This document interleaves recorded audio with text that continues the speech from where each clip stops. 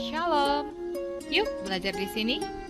Pada video kali ini kita akan membahas pendidikan agama Kristen kelas 8 dari bab 7 mengenai belajar dari para martir. Sebelum kita lebih lanjut membahas materi ini, jangan lupa berdoa terlebih dahulu ya. Kemudian siapkan buku dan pena agar setiap informasi yang saya sampaikan tidak terbuang sia-sia. Adapun bacaan Alkitab dari bab materi ini terdapat dalam Matius 24 ayat 8 sampai 13. Akan tetapi, semuanya itu barulah permulaan penderitaan menjelang zaman baru.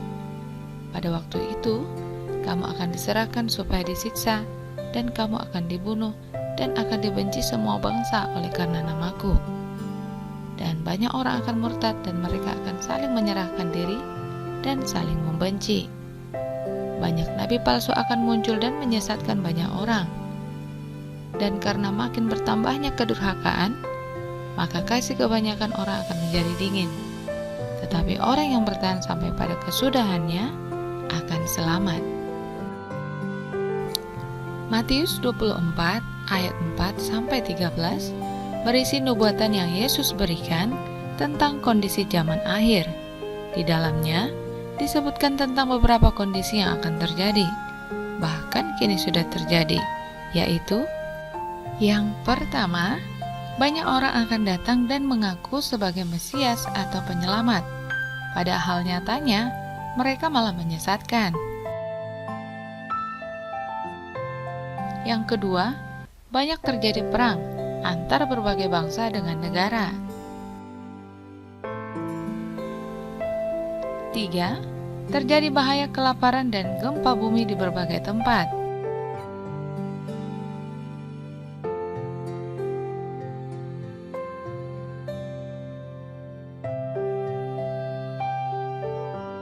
4. Kebencian terhadap pengikut Kristus yang bisa mengakibatkan pembunuhan.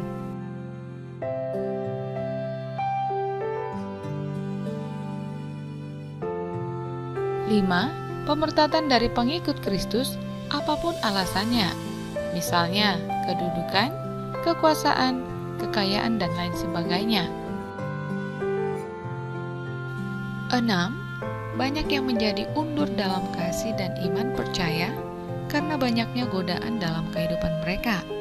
Mungkin saja mereka tetap mengaku sebagai murid Kristus, tetapi kehidupan iman mereka hanya suam-suam kuku.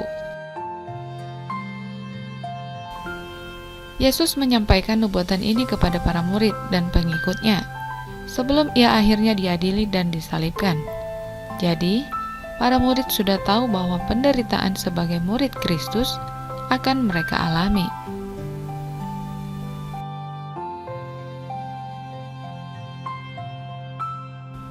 Setelah kita belajar tentang Roh Kudus, kini kita akan mengkaji bagaimana kuasa Roh Kudus dapat memberdayakan hamba-hamba Tuhan untuk mampu melakukan hal-hal yang menurut perhitungan manusia tidak mungkin.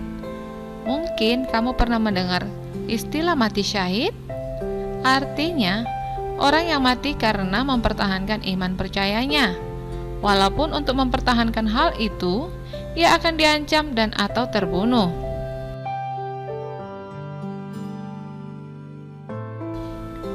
Mungkin banyak hal yang berharga buatmu. Hal tersebut bisa berupa barang atau prestasi tertentu. Kamu rela berkorban untuk semuanya itu. Tapi, pernahkah kamu berpikir seberapa berharganya Tuhan Yesus untukmu?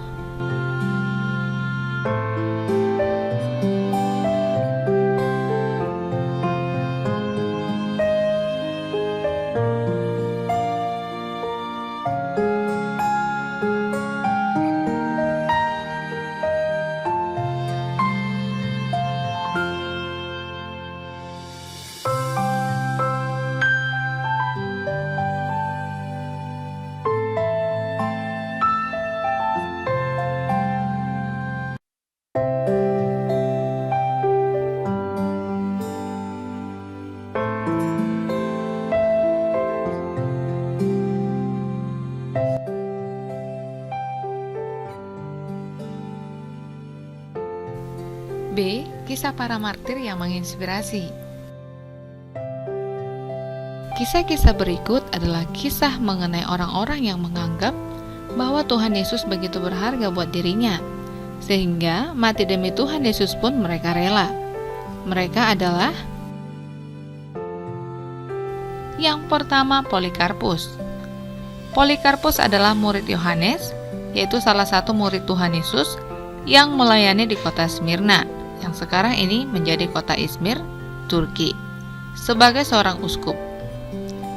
Dia hidup di zaman Kaisar Romawi Marcus Aurelius Antonius pada tahun 162 sampai 180 Masehi. Walaupun Marcus Aurelius dikenal sebagai kaisar yang baik, tetapi sejarah mencatat bahwa di masa pemerintahannya terjadi penganiayaan terhadap orang-orang Kristen. Pada zaman itu, banyak orang Kristen yang dibunuh oleh pemerintah Romawi karena menolak untuk menyembah kaisar dan dewa-dewa Romawi. Orang-orang Kristen yang memilih untuk menyembah Tuhan Yesus dikejar-kejar dan dianiaya secara kejam karena mereka dianggap sebagai orang-orang kafir. Salah satu korban dari penganiayaan tersebut adalah Polikarpus. Polikarpus adalah uskup yang disegani dan dihormati pada saat itu. Oleh sebab itu, banyak dari temannya yang meminta dia bersembunyi. Tetapi pada akhirnya Polikarpus pun ditangkap. Ada kejadian menarik ketika Polikarpus ditangkap. Dia tidak memberontak atau melawan, melainkan menyambut para prajurit Baktamu yang agung. Dia menjamu para prajurit yang akan menangkapnya dengan makanan dan meminta diri agar diizinkan berdoa terlebih dahulu. Perlakuan Polikarpus kepada prajurit Romawi tersebut membuat mereka meminta maaf kepadanya, karena mereka harus menangkapnya. Bahkan sang kepala prajurit sempat mengatakan, "Apa salahnya menyebut Tuhan Kaisar dan mempersembahkan bakaran kemenyan?" Maksudnya adalah agar Polikarpus diselamatkan dari penganiayaan. Setelah Polikarpus ditangkap dan diserahkan kepada gubernur Romawi itu, beberapa kali dia ditantang agar meninggalkan imannya. "Jelalah Kristus dan aku akan melepaskanmu. Hormatilah usiamu bak tua," seru gubernur Romawi itu.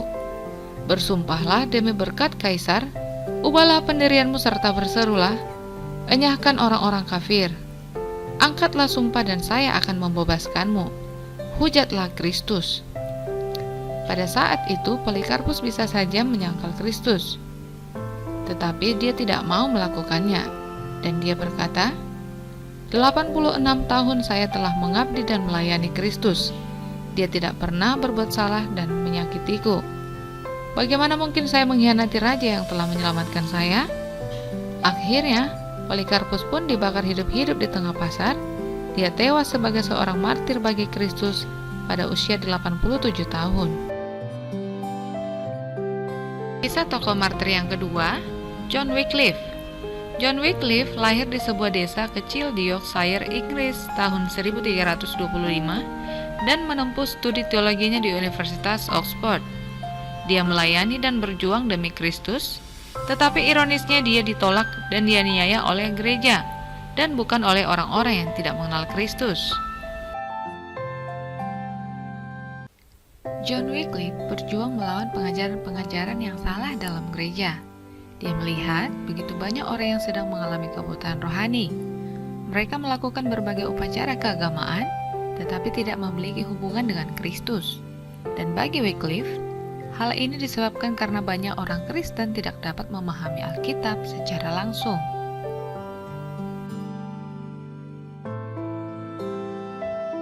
Pada saat itu, semua Alkitab memakai bahasa Latin yang hanya dapat digunakan oleh para imam. Sedangkan banyak orang Kristen di Inggris tidak memahami bahasa Latin, sehingga mereka hanya mendapatkan pengajaran dari para imam yang justru mengajarkan hal-hal yang tidak sesuai dengan Alkitab.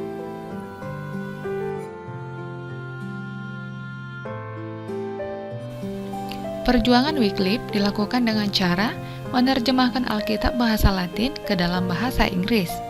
Bagi Wycliffe, setiap orang harus diberi keleluasaan dalam membaca Alkitab dalam bahasanya sendiri. Kemudian, dia pun mengajarkan doktrin-doktrin yang sesuai dengan pengajaran Alkitab. Apa yang John Wycliffe lakukan ternyata tidak disukai oleh gereja. Pihak gereja meminta Wycliffe untuk tidak mengajarkan doktrin-doktrinnya. Kedudukannya sebagai pengajar di Oxford dicopot. Bahkan Wycliffe sempat diasingkan oleh gereja. Tetapi semuanya itu tidak meruntuhkan semangat Wycliffe. Dia tetap teguh untuk menyatakan kebenaran firman Tuhan sampai pada akhirnya dia meninggal dunia pada tanggal 31 Desember 1384 dalam usia 56 tahun.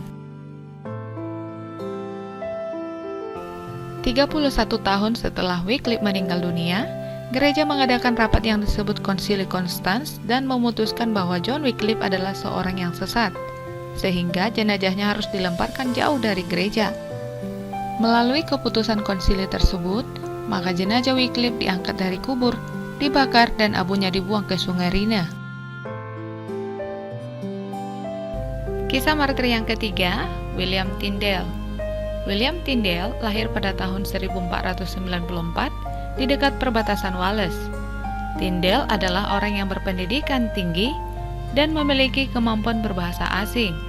Selain bahasa Inggris, seperti Ibrani, Yunani, Jerman, Latin, dan Spanyol. Dia pernah bersekolah di Oxford dan Cambridge. Dengan kepintarannya tersebut, Tyndale akhirnya menyerahkan hidupnya untuk mempelajari Alkitab dan menerjemahkannya ke dalam bahasa Inggris. Dia dicatat sebagai orang pertama yang menerjemahkan Alkitab dari bahasa aslinya, yaitu Ibrani dan Yunani, ke dalam bahasa Inggris.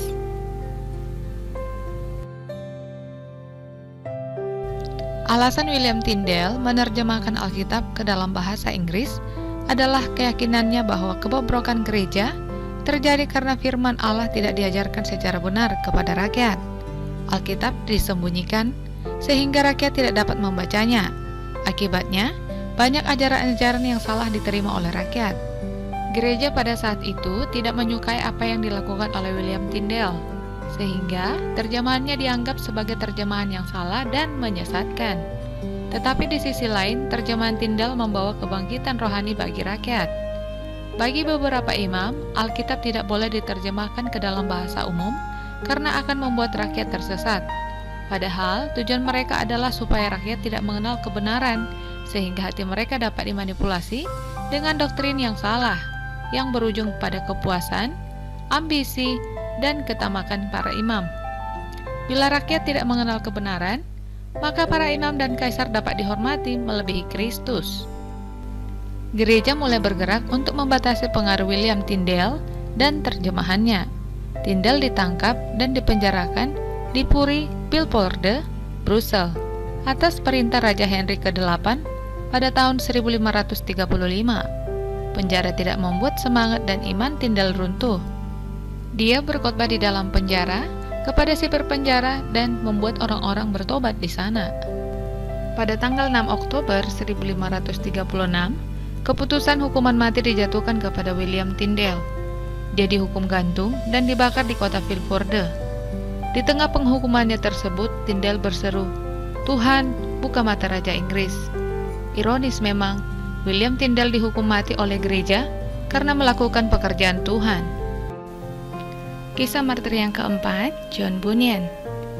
John Bunyan lahir pada tanggal 30 November 1628 di Harrowden, Elstow, Inggris. Dia adalah seorang sastrawan jenius.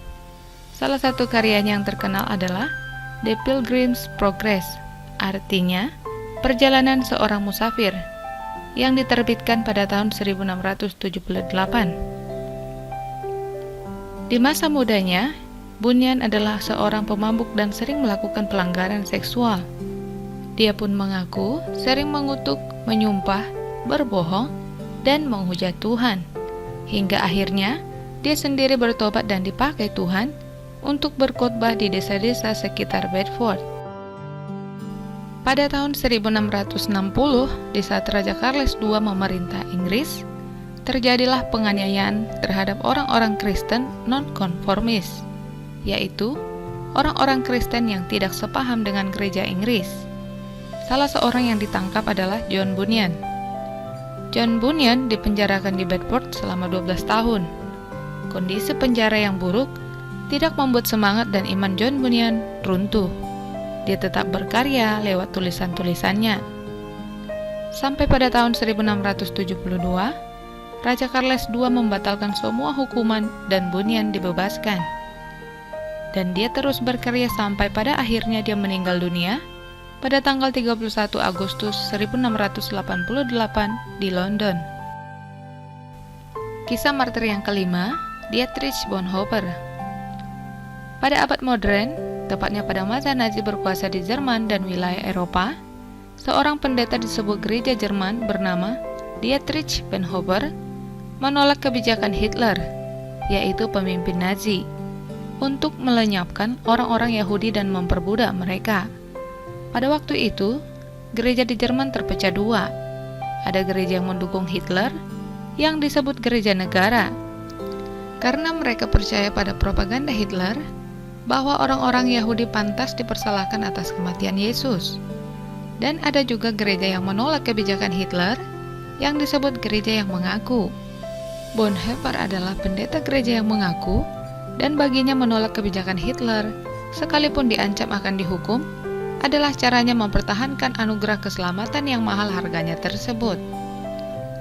Anugerah itu tidak bisa dipakai untuk tunduk kepada penguasa yang berbuat jahat, tidak adil, dan menindas. Pada akhirnya, Bonhoeffer ditangkap dan dijatuhi hukuman mati oleh pemerintah Hitler. Namun, ia berhasil memberi teladan kepada umat Kristen di Jerman untuk tidak tunduk kepada ketidakbenaran. Ia mengajarkan umat untuk menyuarakan kebenaran, meskipun harus menghadapi kesulitan dan bahkan kematian. Pertanyaannya bagi kita, apa yang membuat para martir mau berkorban demi imannya kepada Tuhan Yesus? Bagi mereka, sosok dan pengajaran Yesus begitu berharga untuk dipertahankan dalam hidup ini. Mengapa Tuhan Yesus sangat berharga?